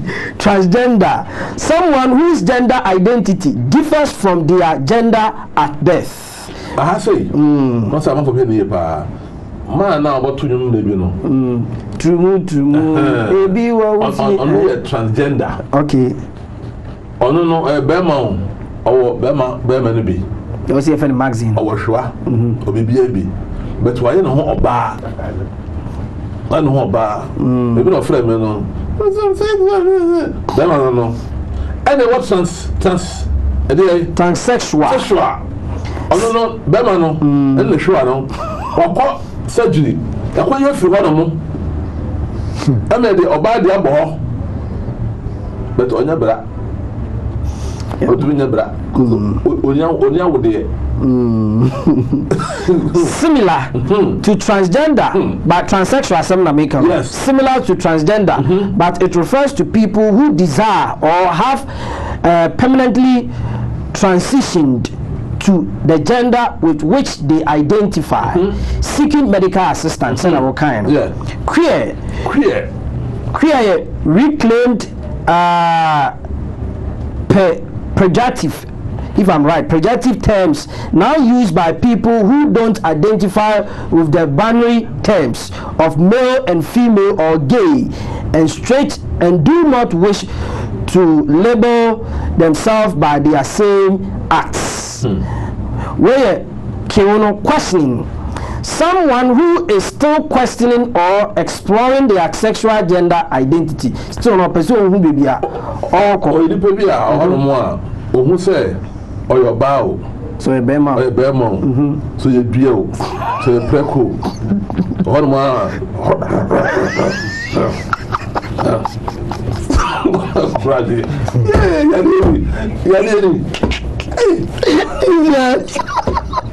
Okay.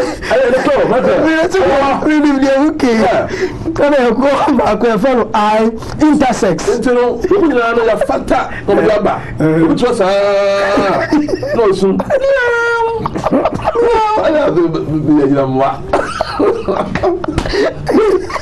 When now I got first them now for say you know about man of be a sakra. Israel I don't to feel kopon. I feel Yahweh. Or call Sodom a Gomorrah, who said one of them another thing. And I didn't put it in the shade. Into a Benomina also forgot to say, you now or more, the Bio Massacre. The boy was so sad. And intersex. Someone whose body is neither fully male or female due to medical variation include people previously known as the hermaphrodites, now considered as offensive terms. Ali, that is the A.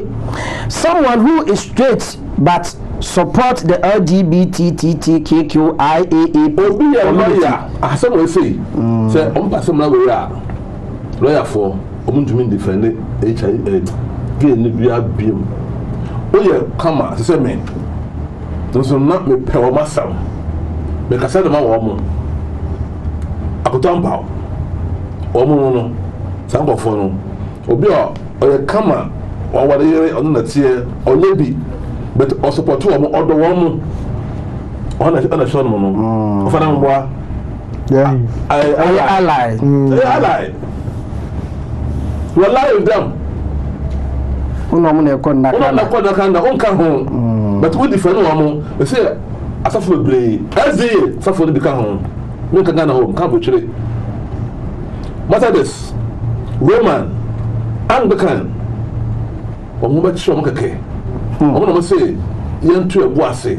In Jawa, the beer and proposed by the Asaka woman, or the only in the park, and go on board dinner woman from an ally. Okay, ally. Someone who is straight but support the LGBTQIAAP community. Just say, omo yanko support you, omo jumedi no koso. Say be bano into laws are justify or man so boa. Good. Okay. About so. Yanko pon abode, yanko pon do bia. Okay. Nya woman from ally. You got the next one. I see a asexual. I see someone with no sexual attraction to any gender. Only you feel she. Dabi, ono oni do obi emu. Book ondo. Ngo pon no. On pena sam. Efidie on be. Osuodi. Uncle baby ya. Obana on to so me ho she. So pansexual, someone whose sexual attraction is not based on gender and more based on personality. Also, they say they may also be gender fluid. Ebia, phone. I said, phone. What the phone? No, that shall I say? No, transfer no come on the phone, other or the phone. Yeah. Maybe a special show for you. For special me for papa. For my me na. Personal. Now on this person ada. All the dema at this person no. Sana ebusu tie njomina ya fata wo me ya do man kaka ho. Nti we emre bi a Ghana government no ko pom bi kwan a obada koma o ma be pass. Nti no e pass kemo a feel that say see nti bibi me ka ho biem we mo ne pa Michael omo wiase a omo se yamfa ofa ho die ama wo mo me ne wo ne papa ejin kopa na emu ene yetu ne pafo e de be kasa oba de nyansa a che ne pa the se we sample for say to me dia therefore me tam ntino so mo bem so mo kasa me kopa bo na su be trust. Some of Israel cano, you say, and then they were cast, and then we be LGBTQ2, necessarily because a big crack on. Now, maybe I don't know, but me a fresh him now, and messages Abba. Now, they were to meet me, I can come out. Abusia, what for Israel? Sorry, what for Israel? I know every president or persons who involve himself or having a mental problem. Mr. Mankind ye in fact me horse admin to mean can be is done by people who who are if persons can control me find also maybe I will con the horror. I say please tell Mr. Asma, please tell the language is too much. Which language are you talking about, Chairman? Kaubaya SDA topic on SDA topic in India and why need to hear. Good afternoon, greetings to the host and the theme of our Poku Dankwa Israel and Kruma. So the world is now in a devil act, always want to challenge the mighty of Yah Elohim, depicted his kingdom and meaning of rainbow using the colors, and the devil is using it to pull down his creation. We need a second thought, and then we need a second thought and great consciousnness by Bamazi from KJB in OT region, if I'm right. We also say the lady about saying, I'm keen officer, please keep work. Okay, yeah, that's so the way about. We just say good afternoon, my elders. I'm Frank chatting from Somia. I'm really enjoying the program. Please, what are the negative effects of joining this act? You hear that say. Also on the media bar. Yeah, good so I kind call.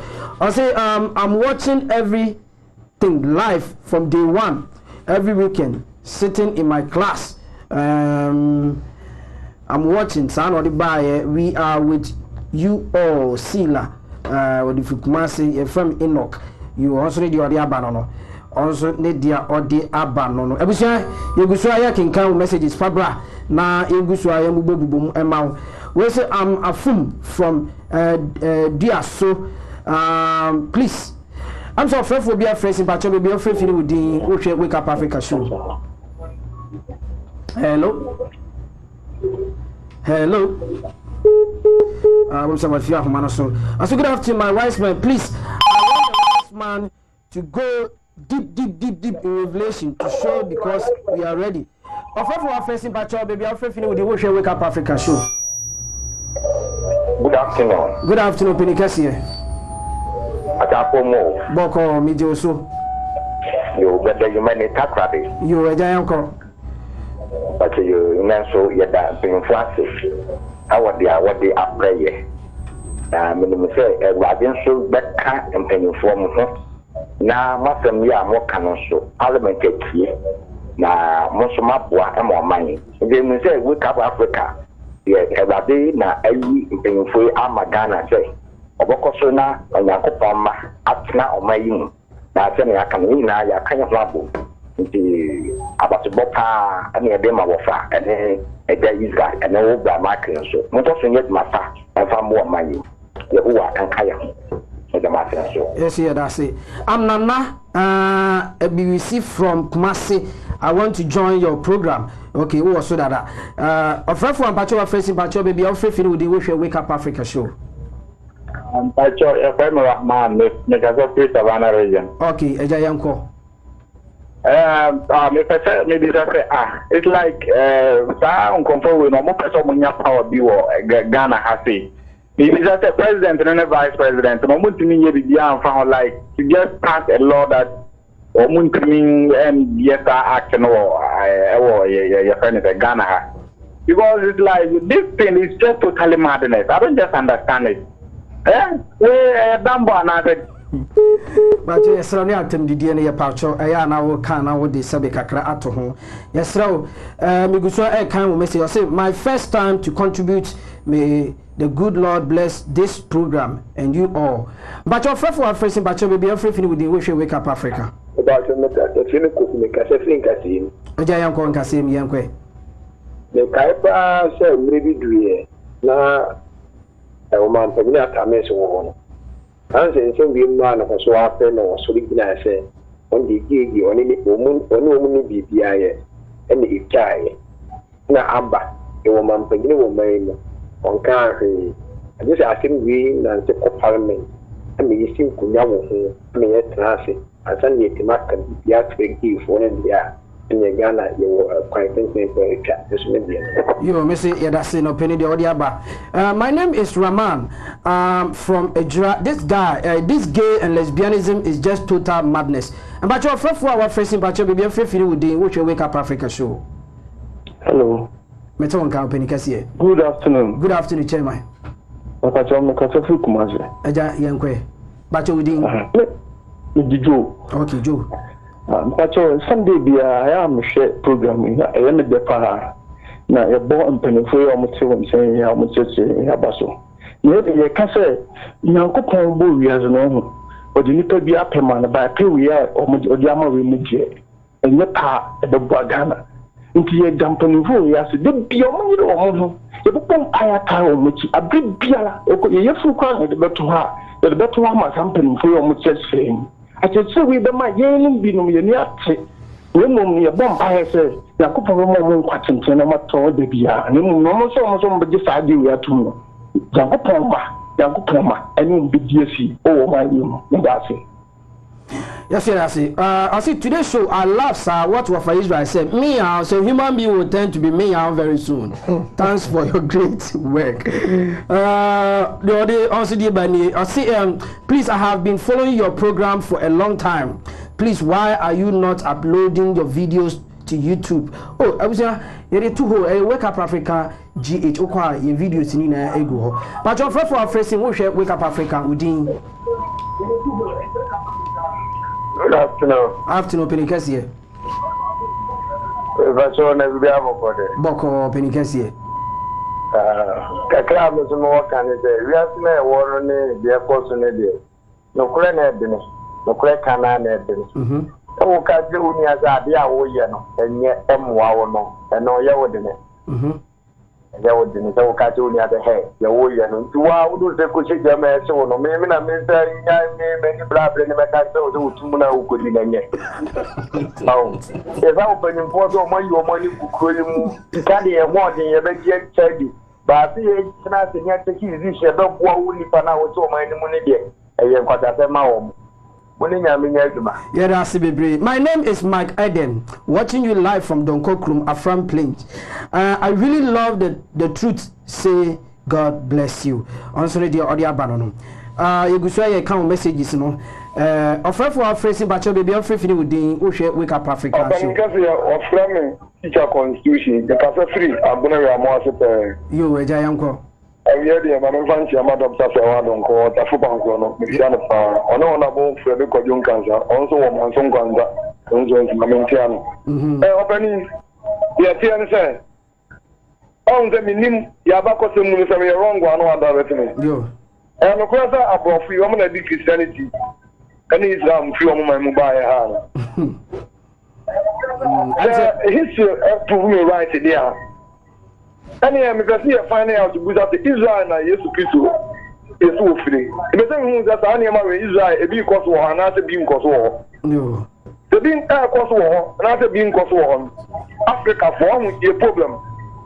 Ya tena wa mabofo no mo KG and they say ni ntimi nyese omo ka say ya na odi ebi so because no ba open ka say every any TV ya enti so awo ka say omo na de bae fine ya me no ti fridge ni sa na ma yusu mi na wi ati bi ya kamera za bo fi na de bae eni yusu bi omo na aye de aba and they say ni ya kan ya omo kan ya na ya kan ya no atu emi ni mi say ya bani nko na so omo so no waka no mo mo hu say be play ya fa mi na Gaddafi ye bia omo so ye omo kumu na to kini you know. Yeah, me and you now the Africa there. That be wouldn't be said that. Yes, be a friend of gender equality. People say what Brunisi and see gender equality. That gender equality the thing I mobile phone. And I think my TV. And I think my a fridge. Sanya man be a vasopan and the Africans. And so when I say you can call them, nobody babbling with them. You say I was Africa in Papani and Israel. And today you want to remove you as you almost see and share human rights, and it's me a television and it's me a mobile phone. I'm in Germany, be a friend on a movie in Kansas Body. Only Dr. Mohammed. Yes, that's it. Baby, now see, Omodasi, any the messages here, but thanks, baby. Omufa Bibi in Kahun. We say, God bless our leaders and keep them long life. Of Israel and Krumwa. Good afternoon. Good afternoon, Penicassia, but you'll be off with you. Ayo ka tafi kuma sibo ho. Okay, yanko eja. Mi champion for matase. Yo. Ya mi shia mo pa, you mo yene adwuma ka shia pa. Na teacher constitution ba cho me take no, but me sero. Onka san ke na ba penny for no. Omo le gimi na beto mo sisia, ade we gimi sem. Onka san ke no. Thank you. Yeah, that's it. I'm saying message in the ban eba. I said thanks for the educative program.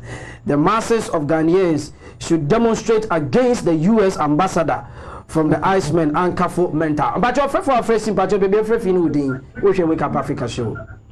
Hello. Hello, Pacho Metonka. Pacho, good afternoon. Good afternoon, Penny Cassie. Pacho, before my lecture, because it's schedule, a grand schedule. Opening young Pacho, a Michelle Penny, a down corner of Israel. Okay. The Pacho, as some I working with you, as I LGBT, Israel can't me. Say, you pay for what they want, our position, baby, I say. In terms of this, want to make a Ninka want to make a say. Maybe last year, the last 2 years, or from our casting say, we will walk command wire new 10 commandments. Our daba, what is one word, one religion. And the nice him. This is my friend who school from a KG, another one, Kazan to Kazan. What the book there about baby, curriculum, what I was our word, our people. Yes. One side, the minimum now, what the movie, what I started 18 years from Bano. Into what person the gay, the minimum or Dabano, what the Bano. We now want you to my if we are young to see here because of one friend now, what the curriculum, what the train, what you know. Baba, my friend Baba, they Baba here too, because what the magnet phones. Into young people from the Sado. Men Cassadia, I was saying, Yankopona Geno, Emma, and Latin, and Yankopona John, you give me nature or bad in Atamati. Did you have a parliament? Yes, you could take the car near sea, but the Minamano and Winipa. At this year, what I did school in a as I would table fra, oh, more family. Into you may know what the banana, ya, say to me, my dear, you castle. What do I say? Yes, yeah, that's it. Anyone caught doing it or supporting it should be killed, definitely. I'm among those people who will kill them. Thank you. I'm very diamba. May God bless Wafa Poku Dankwa and his team, Israel in Kroma, for this wonderful Wafa Kumasi. But you may be offering with you, friend for our facing. We shall wake up Africa show. Hello. Hello, Bacho Metonka. The Pacho, your friend, Akosidia. Okay. The Pacho, make us free. You, Jayanko. The Pacho, Yanko Shiramu, program ya Muyi, Papa. Lawuni. Na MT Abrofono, or what person or Muya Africa say aliens. Because Oshasa at the time can wake up, Papa. Na Mr. Obad, yes, say, the very follow, or Mama Braboni. Because of Mama Braboya. Not be selling maybe on Mukoti, Papa. Maybe the 2 years by and over. May be that Aqua, the baby, I want to share a Mlamud. Baby, I want to share a Mlamano, Papa. It is a very form of move on Nancy from. Not only on Mubraboy and Fama or mine. Yes, no more, and decide any on your own baby to any Papa. No crime make an Yanko. Yeah, that's it. I'm watching you live from Kumasi. My name is Desmondia. I have really appreciate your program. God bless you. Yes, yeah, that's say we appreciate the program. Abusia baby e do no e bre no aye bre awie se na yina ye nim no yina ye di nkomo a eson yie se oman no e betumi ayi omo afiri oboade ensem mu na omotumi agina brane na omotumi defend oboade e oboade nhihye bia mu eno dwumadie e na ye gusu a ye ka na se na tie no ye da se so anya bre na wafre na de ohu bia no wo de aba abusia me de kasebo kakra ye betu anim na wa afama omo duaso dwaboso nyina no mo amohwe ewo French border mo western north west side no mo pese mo contribute to anaso pese mo join a na ehu se mo duduo ni ampacho mo mfre number way 0244 888 910 0244 888 910 saso na dwumedie ye enne ye ka ho asemi ubetumi afre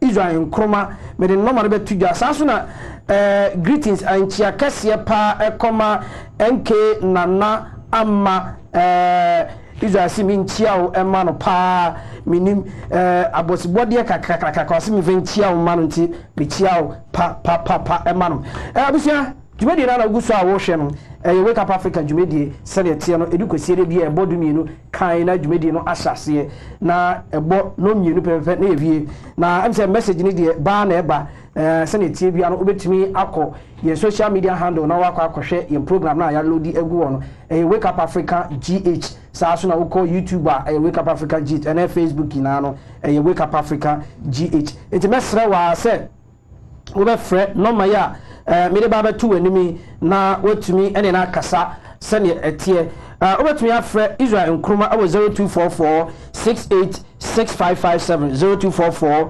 686557 na etire no na di nkomo bi abusia me crowd na wanya pepa na watena program no na watena program na chi na wahwɛ yɛn no so waboa yɛn ma ne program no edu pempe na otwe biem yehia sa na obo ade eka no ebesan be hia mu biem na wo fire say more fire na ode abre na Israel no wasa toa so amai medini Michael Asma obo ade nka ye ho na insan hia mu biem ti se abusua bye bye.